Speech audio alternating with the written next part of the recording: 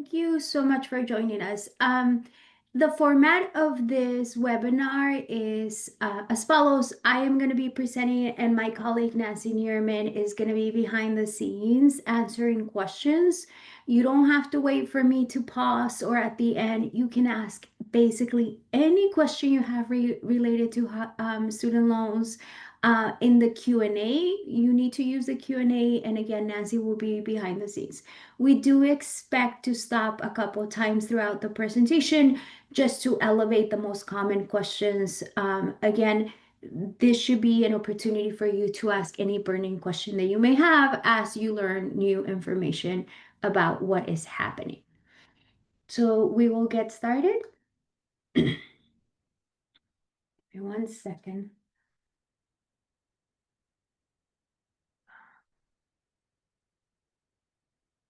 Nancy, if you can confirm that you can see the PowerPoint. Yes, it's in full presentation mode. Okay, great. So again, avoiding credit harm in collections. This is a webinar for borrowers who may be behind on their student loan payments.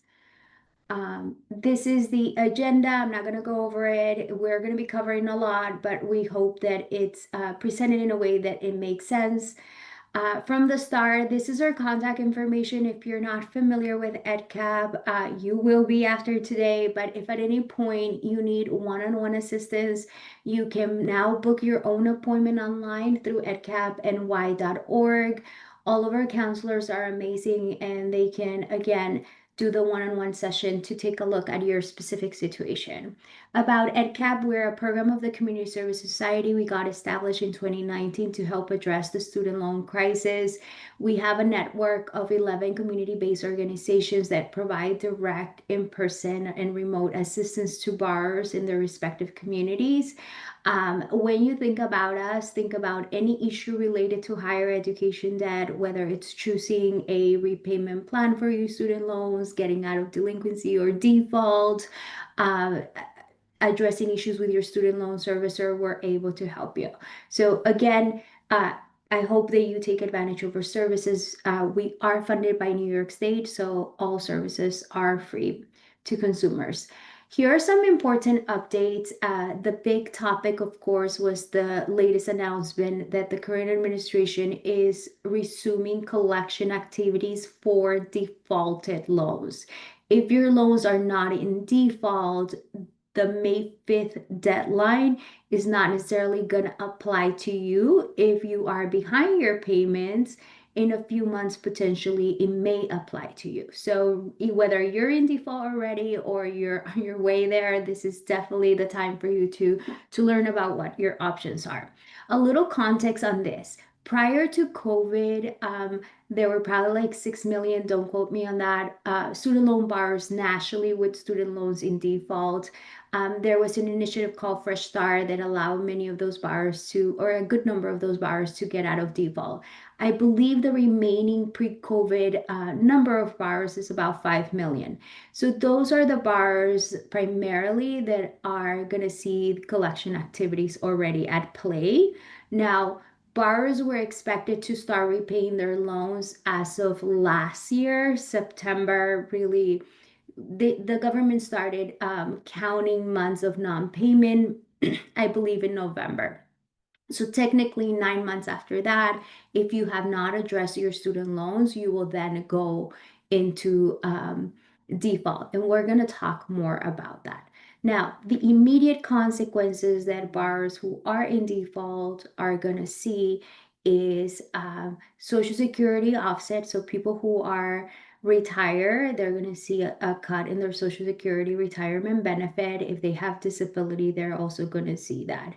In a few months, we expect the federal government to turn on back the switch of wage garnishments. And I think this is particularly concerning for a lot of borrowers because seeing a pay cut of up to 15% in your wages can be significant. And given the cost of living, that's concerning. You want to make sure that you address your loans to avoid all that.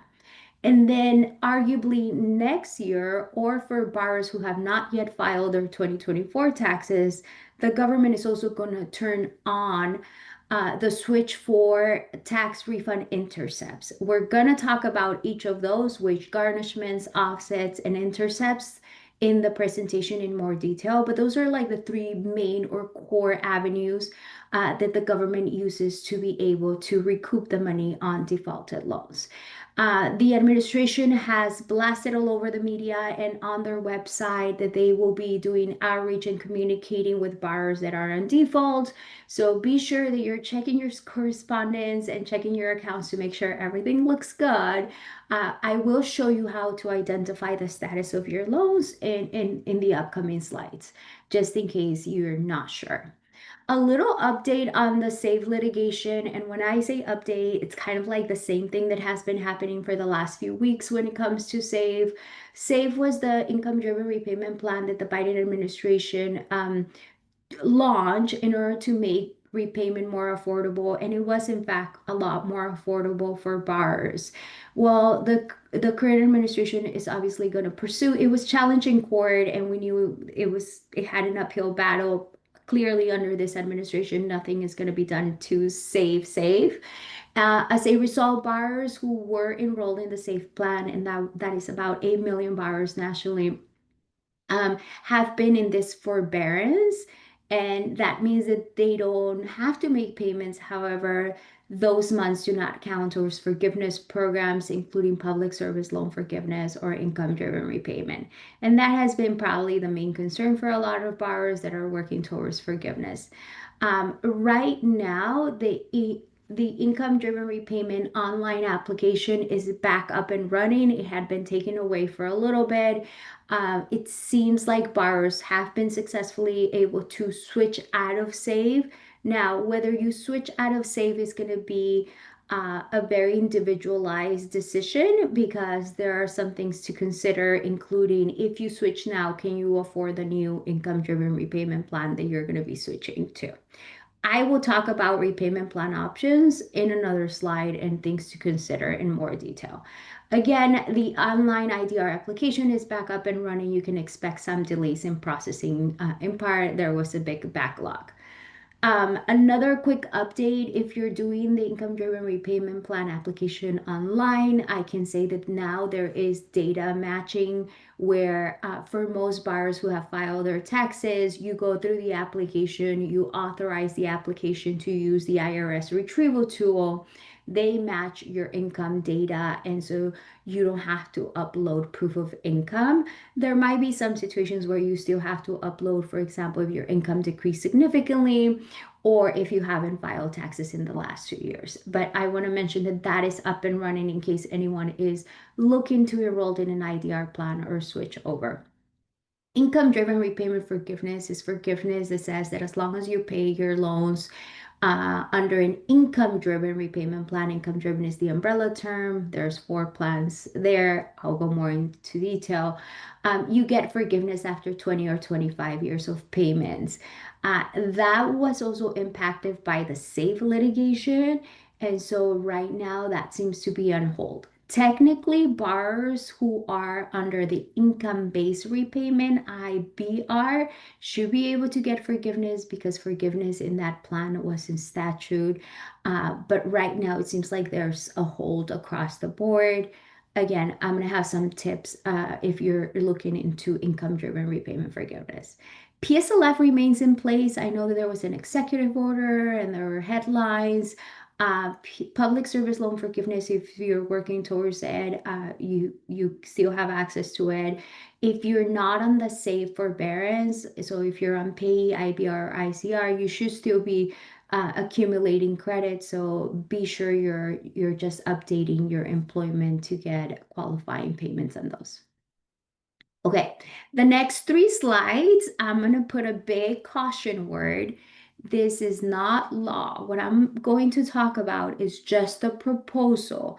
It should be all over the news, and I want to digest it with you for a little bit, but we're not stressing about this because it has to be passed in the House and the Senate. This just got passed in the committee. So be aware that this is not the law, but I think it's useful for you to have this in mind as we move forward. So Republicans in Congress are trying to pass a bill that would literally transform our current repayment system when it comes to federal student loans and impact the type of loans available. So they want to finish or no longer allow for subsidized loans. Subsidized loans means that you don't get credit while you're in school and other periods of deferment, which are generally good, right? That helps reduce the total debt. Uh, they would try to eliminate federal plus loans for graduate students and parents. That's a little bit concerning for obvious reasons. There's a good number of people that are relying on those plus loans, including parents, to finance their kids' higher education. If they eliminate that, what they're proposing is setting caps. There are technically caps right now, but for plus loans and parent plus, that cap is up to the cost of attendance. So it ends up being a de facto no cap. What they're suggesting is that a student borrower would be able to get up to 50,000 for undergrad and combine for both undergrad and grad 150,000 if they went to graduate school. And then a parent would be able to borrow 50,000 in parent plus loans.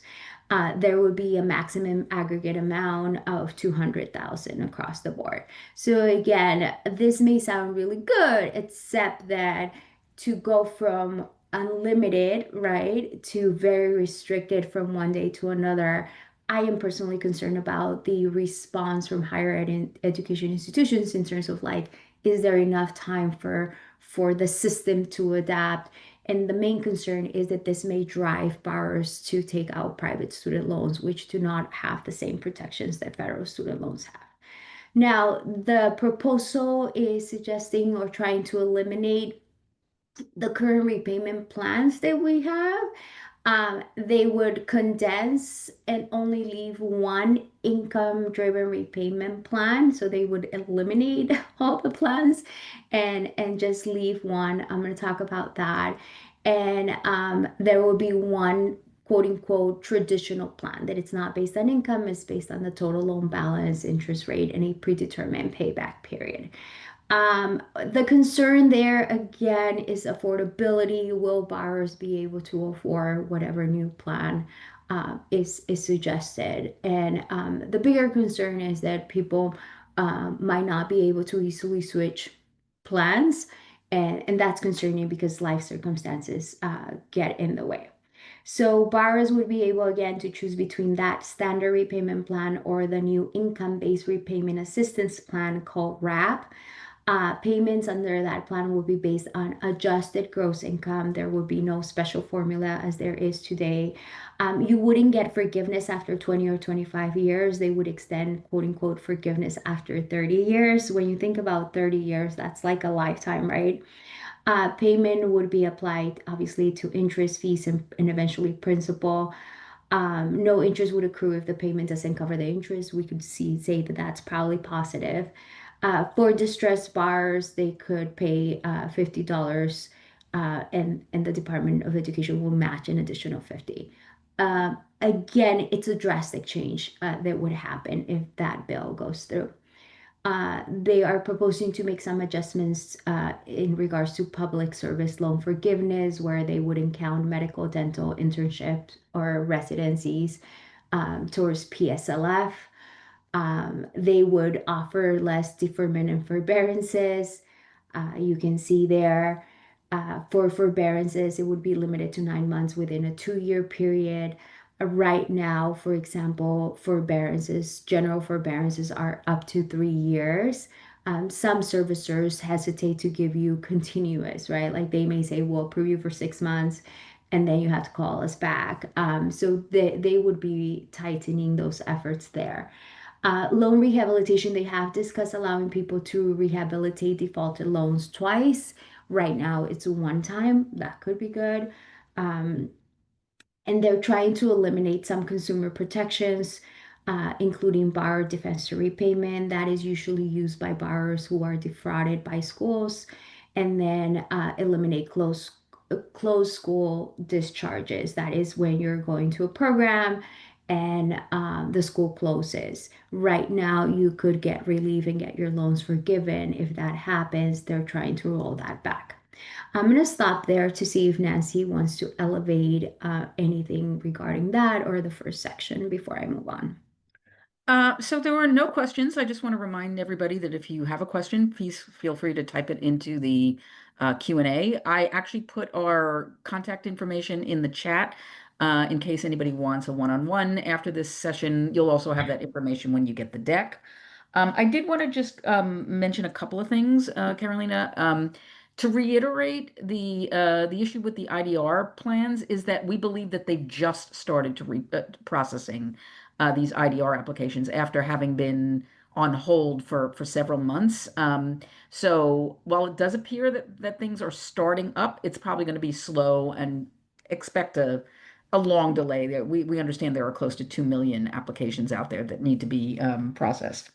I do want to mention also, just to clarify, for subsidized loans that they're thinking about getting rid of. Subsidized loans are loans that do not accrue interest over certain periods over the life of the loan.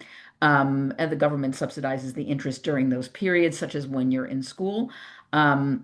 And then finally, on the BDR and closed school discharges, I don't think they're actually talking about eliminating those discharges. They're talking about rolling back rules to a more borrower unfriendly period of a set of rules that were put in place during the last Trump administration. That, in effect, would make it next to impossible to get those types of discharges.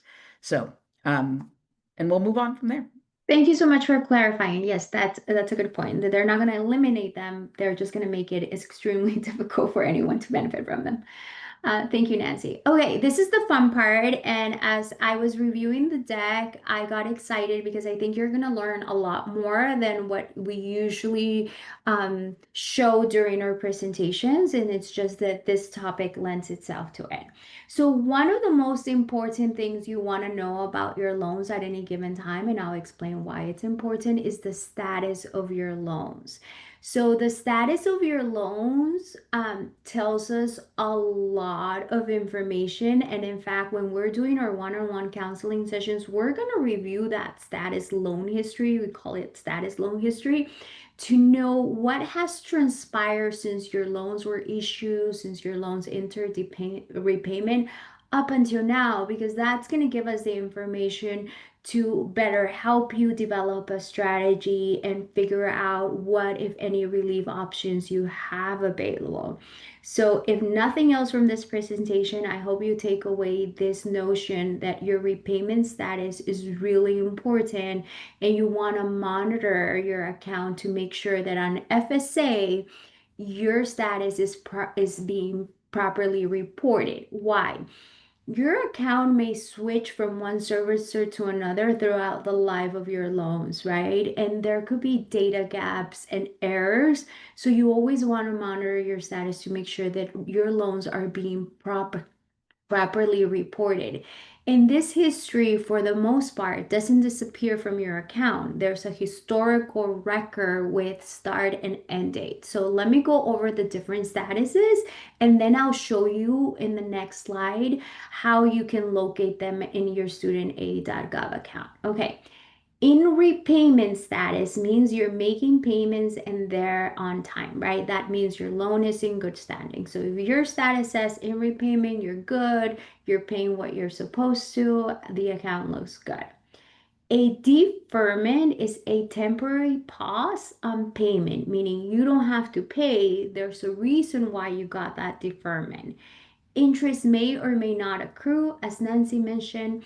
If you have subsidized loan, which are available to undergrad only, then if you have a deferment, it would not accumulate interest on that subsidized loan. Now, if you have unsubsidized loans, interest would accumulate even if you were in a deferment. So it depends on the type of loan. Being in deferment, again, you have your loans in good standing. It's you don't have to pay, but they're still in good standing. Forbearance acts similar to deferment in the sense that you don't have to pay, but unlike a deferment, interest is going to continue to accumulate. There are different types of forbearances. We're going to talk a lot about what we call the general forbearance. The general forbearance is just like, hey, like I cannot make a payment. It could be like you're transitioning jobs, you need some breathing room.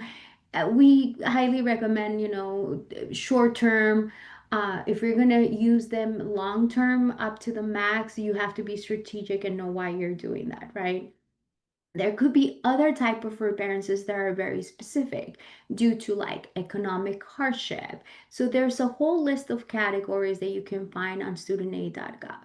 If you're in a forbearance, again, your loans are still in good standing. So for all of you who have the safe forbearance, that's what we call it, your loans are still in good standing, right? Like that's a very specific type of forbearance that the federal government implemented in order to address the safe litigation. The grace period is the first 6 months after you leave school or you drop below full time. No payment is due during those 6 months. This is kind of like your wiggle room after you finish school. When you think about the traditional route, you graduate and then you get 6 months before you have to start paying. Again, that's called the grace period. Your loans are still in good standing. In school status is that you are in school and your loans do not have to be paid because you're in school. They are still in good standing. You don't have to worry about that.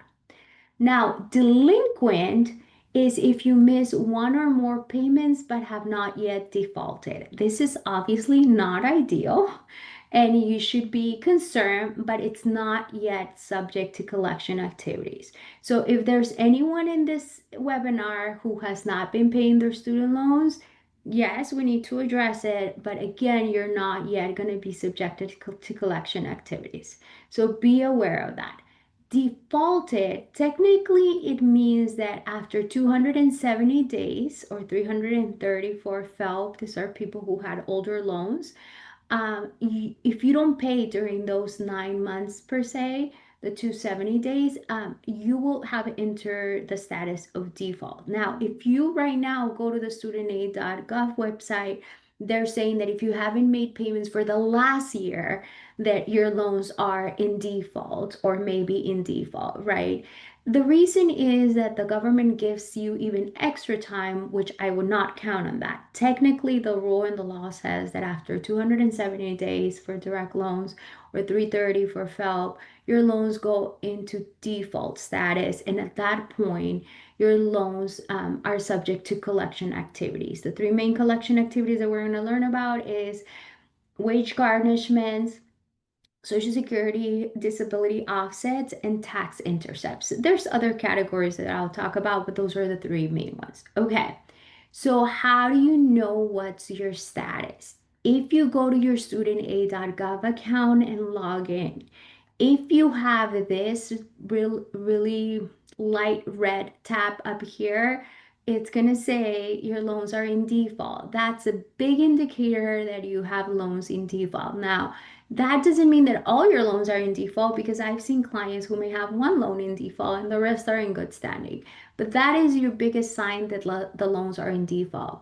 How about if your loans are delinquent, meaning you haven't paid? You're not going to see that mark and you're actually not going to see any warning as of yet. That's probably going to be on your servicer website where you're going to see that you have a past due payment, but it's not necessarily going to be reflected. Like you won't get maybe an orange bar saying delinquent, right, on FSA. For past due payments, you're checking your servicer website. Once you've fallen into default, it's going to be shown on your studentaid.gov account. Now, if you're on studentaid.gov account, you're going to go under My Aid, and then you're going to scroll down, or you can click on Loan Breakdown. You're going to come all the way down under loan breakdown, and then you're gonna look at the loan that has a balance and you'll be able to see a little more details, right? Like the type of loan, the loan disbursement date, and the loan status. In this example, you can see here, it clearly says that loan is in default. So takeaway, you get the banner, and then when you dive deeper, you can know the status of that. Now, if you were to click on view loan details and then another screen pops up, in the middle there will be view loan status history. And if you click on that, you're going to get that nice big long list. For most people, it's going to be a long list, and it's going to tell you like the different statuses your loans have been. It's going to tell you the grace period, for example, when it went into repayment. Now, if you've consolidated loans, it might not have like the grace period listed. That would be in a previous loan, but that's going to give you the full history with exact dates of when you transition from one status to another. Okay. Who services defaulted federal loans? So you've come to your student aid website, or you figure it out and your loans are in default. Like, what's the next step? You're gonna eventually have to contact the entity managing your defaulted loans. For many of our clients, it's gonna be what we call DRG, the Default Resolution Group. This is an entity hired by the Department of Education to manage defaulted loans. They may also have other contractors like ECSI.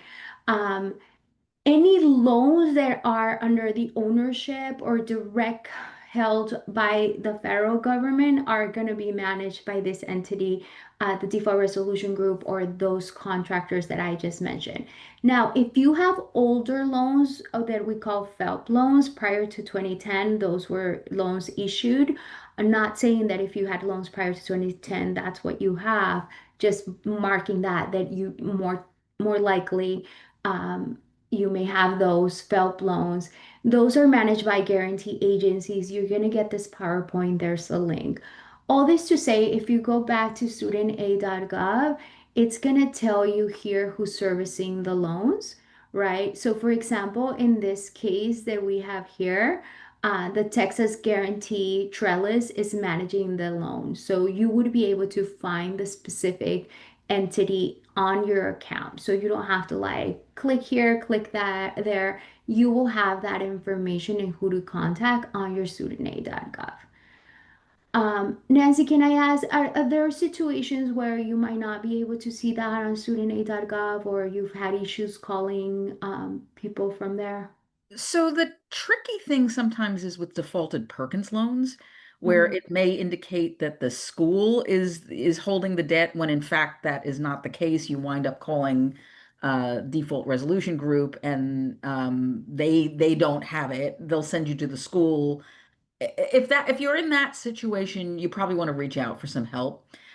Most of the time, you're going to see somebody listed on there. I would also say, by the way, that default resolution group can sometimes show up as debt management and collection systems, or debt collection and management systems, something like that. That's also basically default resolution group. There are some FELP loans, by the way, that are held by the Department of Education that will also in default be managed by the default resolution group, but there are a lot of older FELP loans that will be managed by those guarantee agencies that Carolina was mentioning. Great. Thank you. Okay. So you know that in terms of identifying whether your loans are in default. Before I address how to get out of default in case you're in that situation, I want to address what to do in case you have not been paying your loans and you are technically in the status that we would call delinquency. So, what do you do right now? Okay, number one, this is the advice we've been providing clients. It should work, but let us know if you have any issues not working. If you have past due payments, you have two options.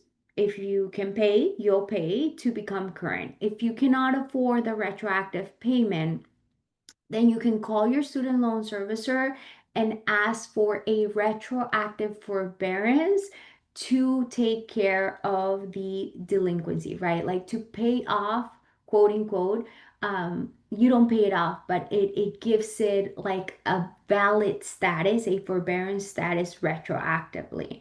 As a reminder, technically, the Department of Education, to my understanding, started requiring and reporting non-payment to credit bureaus after October, right? November. That's why we saw people start raising their hands saying my credit was impacted by February, because after 3 months of non-payment, that gets reported.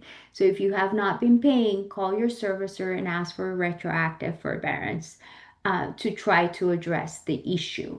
Now, the next step is figuring out what's your game plan moving forward. Are you going to be able to get in a repayment plan that you can pay to start getting your loans current and in good standing as you move forward? You should explore your income-driven repayment plan options. As we mentioned, the application is now open. Despite the SAVE litigation, despite the Republican proposals to eliminate IDR plans and end up with one only, that is not the rule. That is not the law right now. You can still access payee, IBR, and ICR. We are recommending borrowers to enroll in IBR. And again, I'm going to have a whole slide talking about that and why. So figure out if you can enroll in a repayment plan, whether it's an income driven or a traditional plan. Now, a traditional plan is going to be based on your loan balance, interest rate, and a predetermined payback period. Sometimes those are cheaper, but any payments made under those plans don't qualify for forgiveness, so just be aware of that. But that is an option that you can opt into a traditional plan. What about if there's like literally no affordable repayment plan, or you just need a little bit more breathing room?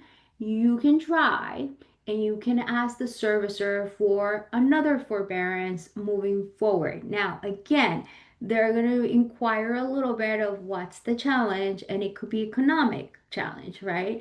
So you would ask for that. Now, you can always explore to see on studentaid.gov, for example, whether you qualify for a deferment or forbearance.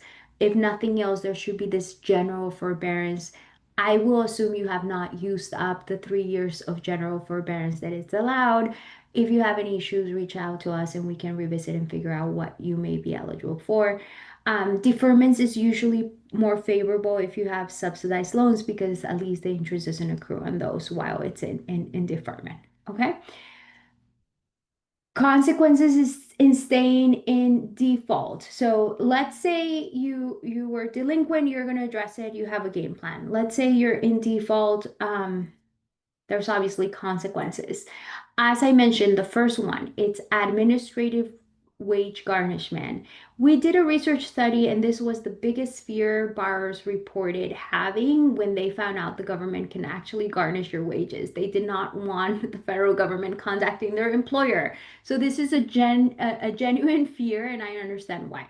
The federal government can garnish up to 15% of your disposable income. Disposable has a definition.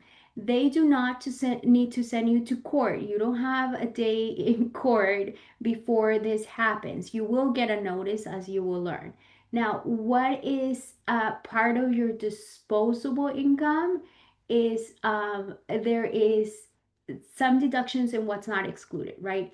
Um, Things that are subtracted from your income. So you have your income and then they're going to deduct this before they apply the 15%. So any federal, state, and local income tax is going to get deducted. Social Security and Medicare is going to get deducted. And mandatory retirement contributions, they're required by law. Don't ask me what's a scenario, but I'm sure that there are legal agreements where you must contribute towards retirement. I don't know if that's like a separation divorce thing. So what's not excluded? So there, you're not going to be able to say it should be 15%, but you should be able to not include health insurance premiums, retirement, right? So this is still going to count as disposable income. Health insurance premium, union dues, voluntary retirement contributions, wage garnishments, or child support unless it's court order. In other words, the 15% can be significant because they're gonna include your general pay and only deduct very specific things. They're still not gonna allow you to deduct this stuff to lower the 15%, right? And this garnishment is going to continue until the debt is paid or resolved. We're going to learn on how to resolve that. And the employer is legally required to withhold those wages. The employer can choose to do like bi-weekly or monthly. The federal government prefers, as you may not even want to know, a one monthly, right? Like they just want to make sure by the end of the month they get their money. They don't care if it's bi-weekly, weekly. They just want one payment at the end of the month guaranteed. This obviously is not good for anyone. What is the process? You're going to get a notice of intent to garnish. Both you and the employer are going to get a notice. The first notice goes to the employer, and in that employer notice, it's like more of a toolkit. It tells the employer, hey, this is the individual, confirm that they're still working with you, and here is what you're legally required to do. You need to respond and complete this form to start the wage garnishment process. You as a buyer are going to get a notice in writing 30 days before that garnishment begins. You have the right within those 30 days to request a hearing. Now, you can request the hearing and you can try to challenge it based on financial hardship. Based on financial hardship, I have to say, it has to be extreme. Like a lot of people say, why cannot make ends meet? You'll be surprised how extreme they want you to be financially in order for them to say like, yeah, we're not going to garnish your wages. You could argue, for example, if your loan is not in default, if that's the case, or if they have the incorrect amount. Very specific, concrete things, right? The best thing to do is get out of default to try to avoid the issue altogether. Um, Nancy, before I go to offsets, I'll pause there in case there's any questions or you want to add anything else on wage garnishments. No, there are no other questions. Okay, just as a reminder, wage garnishments are not in effect on the 5th, like yesterday. They will be in effect in the upcoming months, and I have a feeling this is really gonna create chaos and panic a lot of borrowers. So you still have time to avoid wage garnishments if your loans are in default by addressing them. The second type of intervention the government is actually now arguably doing is what we call federal benefit offsets. They have this Treasury offset program. So, Treasury has this program, and it doesn't only work with student loans, it works with any debt owed to the federal government. They can administratively garnish your Social Security, retirement, or disability benefits. So, if you're retired, they will go through the offset program and get a portion of your benefits. Federal employee salaries can also be offset, and military benefits. I had a client maybe like 3 years ago who had a contract with the federal government, like a nice size contract. She never got the money. She never got paid because she had loans in default, right? Like an entire contract. Like think about months worth of work that it got seized by the federal government because she had defaulted loans. So that's we rarely see it, but it does happen. So just highlighting that. And obviously military benefits, it sucks, right? Like how are we doing that to people? Now, here's the big question mark that we have when it comes to offsets. Again, you have to be receiving these benefits.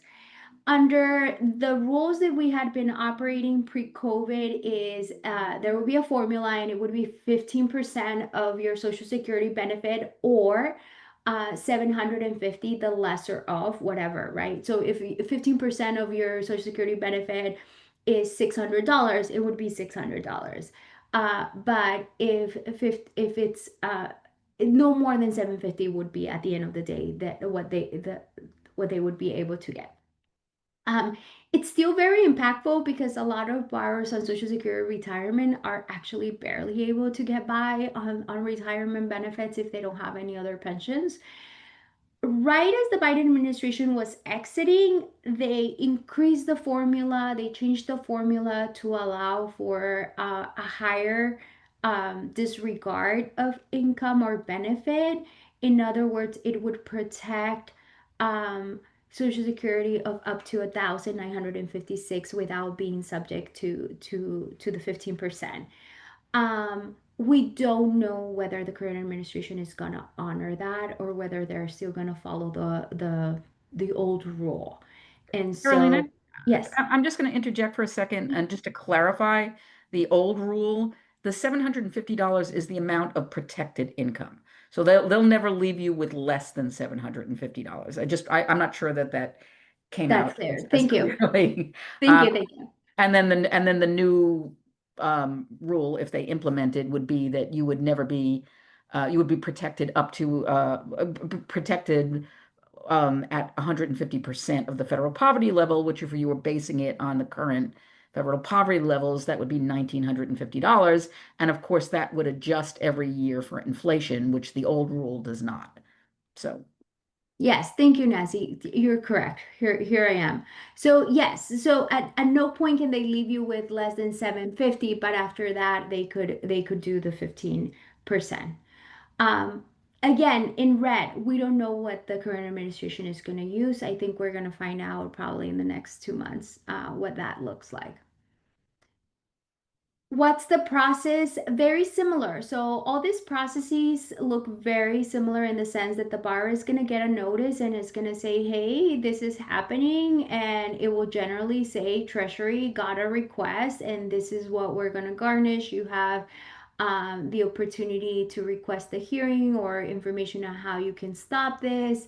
And so it's again there in terms of what's happening. It's sometimes not clear to borrowers where it's coming from, and what the type of debt.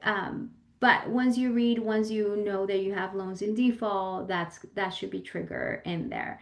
Now, there's always going to be a phone number to follow up and get clarification on this. Once that notice is sent, again, that is going to be the process, right? Where then it's just a matter of time before you see the offset. They're not going to send you a notice every month. The requirement is generally one notice before they do it, in the case of offsets and obviously wage garnishments. Um, Now, if you file taxes jointly, you will see that may be impacted as well. There is a way which I'll talk about on how to get out. If you want to know whether you're in the offset system, like the top system, there's a phone number here, the 1-800-304-3107, and you can call, and it's an automated message system, and it will tell you whether you're on that list and you may be subject to offsets. Again, you have to be receiving Social Security disability or Social Security retirement or other federal or military benefits to go through the offset process. Tax refund intercepts. These are always painful, and we do get a slew of clients during tax season. We haven't seen those clients for the past, what, 4 years or so, because COVID paused this. But we expect the next year we're going to see people come to us because they were waiting for their tax refund. How do you make sure that you don't get intercepted, your refund doesn't get intercepted? You have to cure the default before you file your taxes. So this is really sad because a lot of borrowers are counting on that refund to make ends meet or to pay a debt, and so it always breaks our heart. As I had mentioned, if you file jointly, they'll just intercept the full refund, but your spouse, if they're not liable, obviously, for your loans, they can file a form to get that money back, their portion of it. Unlike the other offsets and wage garnishments, you don't really get like the advance notice. You're just getting a letter that says, hey, we took your refund. We're allowed to do it. So be aware of that. Big tip, if for any reason you don't get out of default and you're in default, if you don't get out before you file your next year's 2025 taxes, be aware that that could happen. You want to get out of default before you file taxes to avoid that. Other consequences of being in default: you're not eligible for federal student aid while you're in default. You don't have access to the income-driven repayment plans. You're not accumulating credit towards forgiveness. You've obviously damaged your credit by the time you're in default. And then you're subject to all these involuntary collection activities. How do you push back against an offset or garnishment? Again, you're going to read those notices very carefully, very, very carefully. The general rule, you have 30 days. You do have to have a basis for it of the dispute, and it has to be very straightforward, right? Like, you don't owe the debt, you've paid it off, or again, it has to be severe economic hardship. from my point of view, that's usually like what it takes. Otherwise, you just want to try to get your loans out of default to stop the offset or the garnishments. You want to prepare any supporting documentation and follow any instructions. You want to monitor any correspondence to make sure you're following the instructions you need to stop the offset or garnishment. Okay, two ways to get out of default. This is the crux of it, right? It's actually not that hard to get out of default in general. Uh, you either consolidate your loans, which means you replace your defaulted loan with a new direct consolidated loan. You do this within studentaid.gov. Do not try to refinance a loan. Your credit may be impacted already, so you might not be able to do that. But like you want to consolidate, it can be completed within 30 to 90 days. So consolidation is the fastest way to cure a default. Um, Default and delinquency will still show on your credit history, but the loans will be shown as paid in full. Once you get out of default, meaning you consolidate, then you're restored eligibility, you have access to income-driven repayment plans, you can then move forward and start accumulating credit towards PSLF. There is one big caveat about loan consolidation, however, and that is if you have credit towards forgiveness programs like PSLF or income driven repayment forgiveness, you may reset that and the clock starts again. So, whenever we have clients that are looking to consolidate or rehabilitate, we really encourage you to come to us to have a discussion and take a look at your loans, because if you consolidate, sure, you cure the default, but you may restart the clock unintentionally towards forgiveness programs. Um, if you've consolidated the loan once, meaning it says consolidated, blah, blah, blah, then that's it. Unless you're trying to bring together, let's say, two consolidated loans, then you could do that. But otherwise, once you do it once, that's it. It should stop any collection activities again after the consolidation is completed. Now, there's this longer process. It's called rehabilitation. You call the agency managing the defaulted loans, the default resolution group for most people. I should mention the loan consolidation you can do online on your own or with help, with our help. And it's easy to do. We just log into your studentaid.gov, do loan consolidation. The actual application can take like 30 minutes. Loan rehabilitation, you call DRG, or again, the debt collector. You're going to enter into a payment agreement. Usually you have to sign a form that says you agree to pay, and you're going to make monthly payments within the 12 within 10 months. So you get like 1 month that where if you don't pay, you just want to make months worth of payments. The payments are usually based on your income, and there is an income form that you have to sometimes submit. There's an agreement that you have to sign. It's an entire process. It gets done. The biggest issue is making sure that you make the payments on time. And once you make those nine payments, your loans are sent to a student loan servicer in good standing. Um, the big benefit of rehabilitation is that if you have creditors, public service loan forgiveness or income driven repayment forgiveness, you don't lose that credit, unlike consolidation. So that's like the big plus, right? Um, Under the current rules, if you successfully completed rehabilitation once, that's it. You cannot do it again if you fall back into default a second time. For loan rehabs, you can stop which garnishments and offsets after making 5 qualifying payments. So there's pros and cons to both. um each case is going to be different, and that's why we always say come to us, because we need to figure out what are your priorities. One thing that I didn't mention was interest and fees. If you're consolidating, any unpaid interest is capitalized into the new loan, so you will see that. With loan rehab, it's not capitalized unless you have commercially held felt loans. At the end of the day, the interest and fees calculation is not so heavy. In other words, I I I usually see clients taking one route or the other for all the other factors but that one. And really the big main factor is whether you're going to be losing any progress towards forgiveness programs that would lead for you to hesitate to do consolidation over rehabilitation. Carolina, can I just Yes. chime in for a second?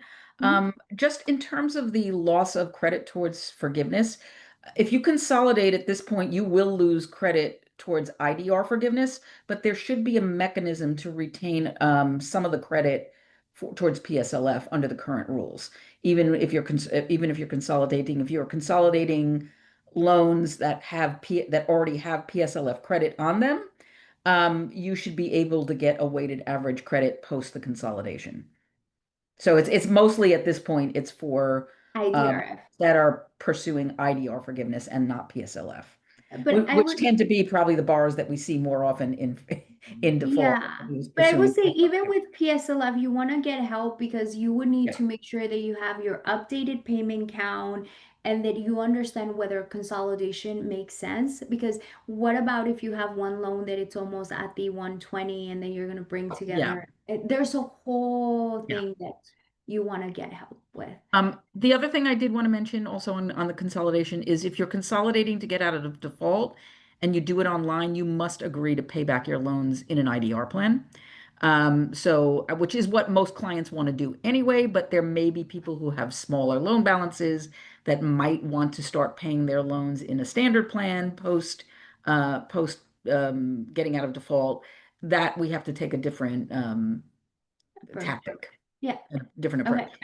I know I have like 6 minutes, so I'm gonna try to see if I can make this. Key considerations before getting out of default. You have to understand your ability to maintain your loans in good standing after you get out of default. I want to repeat that. You need to make sure that you're going to be able to keep your loans out of default moving forward. And part of that calculation is figuring out what repayment plan you're going to be able to afford, whether it's an income driven repayment plan based on your income, right? You want to make sure again that you review that and pay attention regardless of whether you consolidate or you decide to rehabilitate. You need to be proactive. I feel that the number one reason why people fall into default is because they maybe got a forbearance at one point and then they didn't open their correspondence, life got in the way, and they ended up in default. It takes 9 months at least, and according to the federal government's website right now, it's taking about a year before loans go into default. So again, you want to be on top of your loans because you don't want to be back in default. Your options are less once you do it a second time. Here's a big picture overview of the repayment plans that we were talking about. Right now, subject to change because who knows, you can choose between traditional repayment plans. The big caveat is that it's not based on your income, but in some occasions it could be lower because you may get a repayment term that it's longer. But none of this traditional plans, standard extended graduate accounts or forgiveness. There's an exception for the 10-year standard. I'm not going to go into detail on that. And then based on your income, we already know it's no longer on hold. I mean, it's no longer available. We will go back and change that before sending you the application. It's basically you can no longer select it.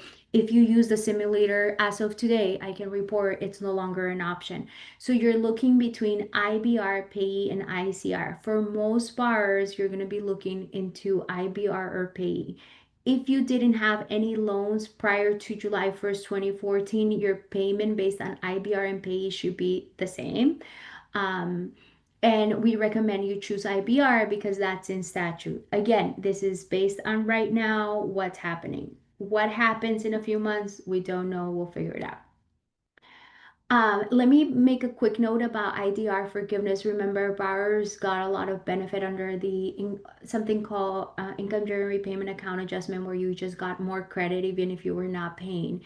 There was a tracker on most borrowers' account with the forgiveness progress towards this 20 to 25 year IDR forgiveness program. That tracker was removed from studentaid.gov account.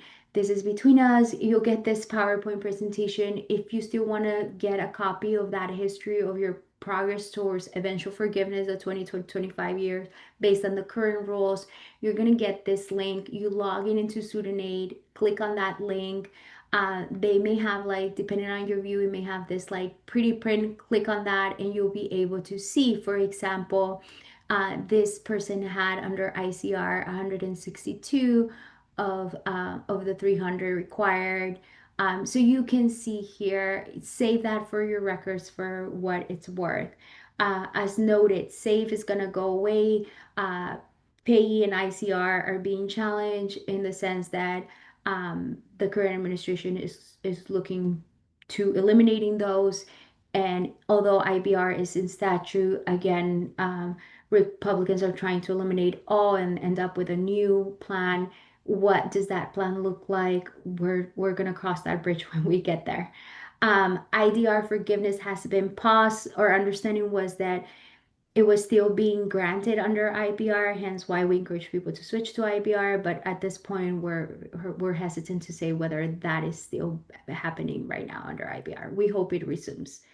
At the end of the day, you want to have a strategy. You want to know what you're going to do with your debt. Are you going to try to pay as quickly as possible? Treat it like credit card debt. That requires that you have a low loan balance relative to your income, and that's feasible. If that's not an option, you should still explore forgiveness, like public service loan forgiveness. And at this point, even eventual forgiveness, we don't know what the future holds for us. And then if you're like, you know what, I'm gonna die with this debt and I don't care, then choose the lowest repayment plan and live your life because life is too short. In other words, if you die, the debt as of now doesn't pass on to your estate, and you don't have to worry necessarily about that. Nancy, any questions? I think well, somebody just asked a question. So if you're looking to schedule an appointment with us, I put the contact information in the chat, but you're also going to get a copy of this deck, and the deck has all of our contact information in it. And just, I guess, to reiterate, um, in terms of who might be subject to collections at this point, if you're in a deferment or forbearance, you are not subject to collections. Somebody just asked a question, does bankruptcy stay collection activity? So yes, correct me if I'm wrong, Carolina, but bankruptcy absolutely stays collection activity. I think in fact they basically put your account into some kind of a forbearance, and the servicers are no longer allowed to bill you once you file for a bankruptcy. But eventually, you'll come out of that bankruptcy. And as we all know, student loans are not that easy to discharge in bankruptcy. So if they don't discharge your debt in bankruptcy, you'll have to address the situation once you come out. And I'll say that in your studentaid.gov account on the loan status, if you're in bankruptcy, it will be coded as BK. And I think I was just about to mention, though, for anybody, again, who is in a school deferment, in a grace period, in a regular deferment or forbearance, those are all statuses that are leave your loans in good standing. So you would not be subject to collections. And that includes the same forbearance.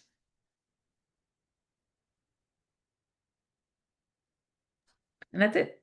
Okay. Sounds great. So as Nancy mentioned, everyone who will register, and I'll come back to our contact info, everyone who register is going to get a copy of the presentation, the recording. You can book an appointment. As you can imagine, my staff keep reporting that their calendars are booking or appointment booking schedule shows a few weeks in advance. So if you're trying to book, for example, it's somewhere in June, it might not be available yet. You just have to give it a little more time. So don't despair. If for any reason you have something super urgent, then reach out through our general helpline and we'll see if we can do something. Okay. Thank you. Thank you, everyone.